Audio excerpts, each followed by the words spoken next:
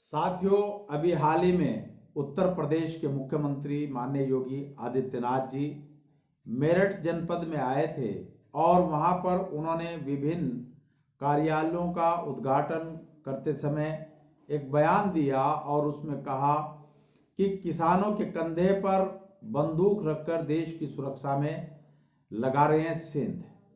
साथियों, एक बात समझ में नहीं आती। हर कोई इस बात को पूछता है और हैरत में है कि ये भारतीय जनता पार्टी के लोग या भारतीय जनता पार्टी संघ के नेता कौन सी मिट्टी के बने हैं और कौन से ग्रह से उतरकर ये धरती पर आए हैं कि इनकी बात को कोई समझता नहीं। जब देश के अंदर संविधान के खिलाफ नागरिकता संशोधन कानून भारतीय जनता पार्टी लेकर आई और उस कानून के खिलाफ भारत में तमाम बहुजनों ने संगठित होकर कई महीने तक लगातार आंदोलन किया, तब गृह मंत्री या प्रधानमंत्री ने साफ स्पष्ट कहा और इनकी पूरी भारतीय जनता पार्टी ने कि मुसलमानों की समझ में CAA कानून समझ नहीं आ रहा है और उसके फायदे समझ में नहीं आ रहे। उन्होंने बार बार इस कानून को मुसलमानों से जोड़कर बताया, जबकि अकेले मुसलमान से इस कानून का कोई मतलब नहीं था। इस कानून के दायरे में 3 स्वर्ण जातियों को छोड़कर जितना भी SC, ST, OBC और माइनॉरिटीज है वो सब इस कानून से प्रभावित हो रहे थे। तब भी इन्होंने कहा था कि मुसलमानों की समझ में यह कानून नहीं आ रहा है और इनका आंदोलन गलत है।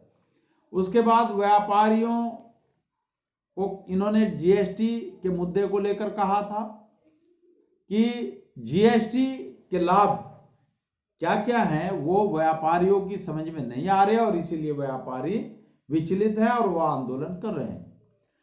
जब जम्मू कश्मीर से तानाशाही रवैया दिखाते हुए मोदी सरकार ने अनुच्छेद 370 को हटाया और उस पर अंतर्राष्ट्रीय स्तर तक प्रतिक्रियाएं हुई, तब भी मोदी सरकार और इनके तमाम संगठनों ने आकर यही कहा कि अनुच्छेद 370 हटने के फायदे कश्मीरियों को पता नहीं चल रहा, इसलिए ये आंदोलन कर रहे हैं। आधी रात को जब मोदी जी 12 बजे प्रकट हुए और उन्होंने ऐलान किया कि 500 और 1000 का नोट आज रात 12 बजे के बाद कागज का टुकड़ा बन जाएगा और नई करेंसी चलेगी। इन्होंने यानी नोटबंदी इन्होंने जारी की और उस वक्त लाखों लोग लाइनों में लगे हुए थे और सैकड़ों लोग लाइन में लगे लगे मौत के घाट उतर गए थे। जब पूरी दुनिया में भारत सरकार और मोदी के फैसले की किरकिरी हुई और उस पर उंगलियां उठी, तब भी मोदी जी ने आकर यही कहा कि नोटबंदी के फायदे देश की जनता समझ नहीं पा रही है, इसके बहुत बड़े फायदे होंगे और जो फायदे हुए होंगे वो आप लोगों ने देख लिए हैं। अभी तक हमारी समझ में तो ये नहीं आया कि इसके फायदे क्या हुए। ना भ्रष्टाचार बंद हुआ और ना ही आतंकवाद की रीढ़ टूटी। उसके बाद अब जब देश का अन्नदाता किसान पिछले करीब 2-2.5 महीनों से सर्द रातों में खुले आसमान के नीचे जमीन पर बैठकर आंदोलन कर रहा है और उसके ऊपर पानी की फुहारें मारी जा रही हैं, लाठीचार्ज तक किए जा रहे हैं, अब इन्होंने इसको आतंकवाद से जोड़कर इसका रुख बदलने की कोशिश की। इसी कड़ी में उत्तर प्रदेश के मुख्यमंत्री ने भी कल मेरठ में जो बयान दिया, मैं वो बयान पढ़कर आपको सुनाता हूं। मुख्यमंत्री योगी आदित्यनाथ ने रविवार को विपक्ष पर जोरदार हमला बोला। उन्होंने कहा कि आज प्रधानमंत्री नरेंद्र मोदी का फोकस सिर्फ गरीब और किसान पर ही है, लेकिन कुछ लोग किसानों के कंधे पर बंदूक रखकर देश की सुरक्षा में सेंध लगा रहे हैं। मोदी जी देश को आगे ले जा रहे हैं, लेकिन कुछ लोग इसलिए परेशान होकर साजिश रच रहे हैं। आगे मुख्यमंत्री कहते हैं कि दंगा भड़काने वालों की हो रही है पैरवी। मुख्यमंत्री ने कहा कि जिन्होंने दंगा भड़काने में षड्यंत्र रचे आज उनकी पैरवी हो रही है। जेल से छोड़ने की मांग की जा रही है। किसानों की आड़ लेकर भारत की एकता और अखंडता को चुनौती दी जा रही है। देश की सुरक्षा में सेंध लगाने का कार्य किया जा रहा है। इसे स्वीकार नहीं किया जा सकता।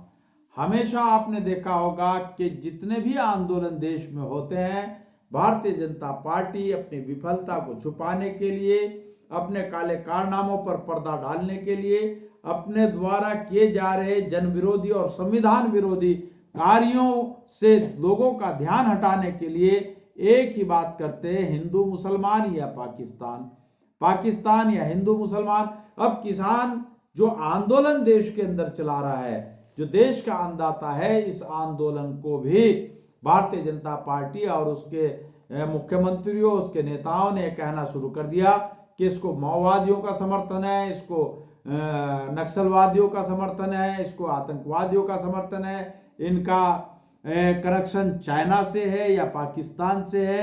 यानी इस अन्नदाता किसान के आंदोलन को भी मोदी सरकार बार बार लोगों का ध्यान हटाने के लिए हिंदू मुसलमान की परिधि में लाकर इसको भी आतंकवाद से जोड़कर अपने हरकतों, अपने काले कारनामों या संविधान विरोधी कार्यों पर पर्दा डालने का काम कर रही है। अब आप लोग सोच सकते हैं कि हर आंदोलन को किसी ना किसी, जैसे शाहीन बाग में सीए के खिलाफ आंदोलन चल रहा था, उसकी फंडिंग पीपीआई या पाकिस्तान से जोड़कर बता दी गई थी।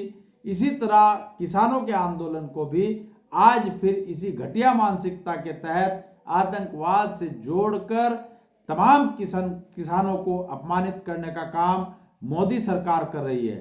तो मैं एडवोकेट इंतखाब आज़ाद भारत के तमाम किसानों, भारत के बहुजनों से आह्वान करना चाहता हूं कि वो राष्ट्र हित में, राष्ट्र को बचाने की खातिर, भारत के संविधान को बचाने की खातिर इस किसान आंदोलन का साथ दें और इसमें सरकार के बहकावे में या सरकार द्वारा किए जा रहे प्रोपगंडा में कतई ना आए और किसानों का समर्थन करें। क्योंकि देश का अन्नदाता किसान खुशहाल होगा तो पूरा देश, किसान, मजदूर, जितना भी तबका है वो सब खुश रहेगा और उनका कामकाज ठीक से चलेगा। वरना सरकार तो इसी तरीके से देश को पूंजीपतियों के हाथों बेचती रहेगी, जिस तरह वो सरकारी उपक्रमों का निजीकरण करके देश की अर्थव्यवस्था को चौपट करने पर तुली हुई है। साथियों, आपने मेरी बात को ध्यानपूर्वक सुना, उसके लिए आपका बहुत बहुत धन्यवाद। जय भीम, जय मूल निवासी, खुदा हाफिज।